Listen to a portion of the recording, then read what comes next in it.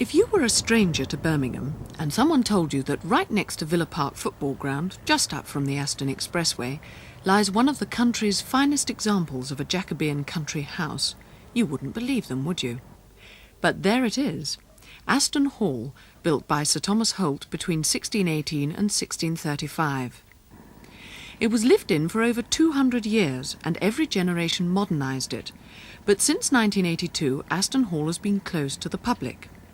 Well, tomorrow it reopens, rewired, reheated, repointed outside and considerably refurbished inside.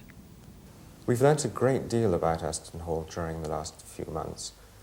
For instance, in the Great Hall, we had to remove plaster from one of the window reveals, and we found, as we had suspected, that the central portion of the house has been refronted. What you can see here is the original brick front wall seen side-on with a stone string course and windowsill, and then butting up against it is the later face of the house, only probably some 30 years after it was built. I suspect that this change took place in the 1650s to give a central front door, which was then fashionable. Well, let's make our way upstairs to the King's bedroom, because I think that's a good example of our approach to the house. This room and the great dining room adjacent to it were last substantially altered by Sir Lister Holt in the middle of the 18th century.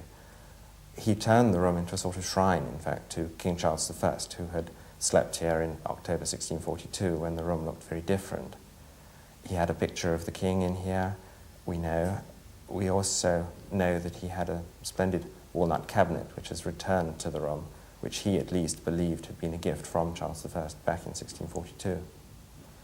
In the green drawing room we did even better, because we found pieces of a green flock wallpaper of his time, which we've now had reprinted. But if we go into the red room, we will see a room that is now substantially as it was when the house was first built in the 1630s. This room has got a splendid Jacobean fireplace, and all the furniture in here dates from between 1630 and the 1660s. Yes, the red tapestries and red bed hangings disappeared a long time ago, but old habits die hard. And as Jeff Judge makes sure the candles are just right in the great dining room, we take a final glimpse at the Jacobean Long Gallery, with classic examples of late 20th century furniture. The plastic chair, all ready for tomorrow when the Duke of Gloucester will reopen Aston Hall.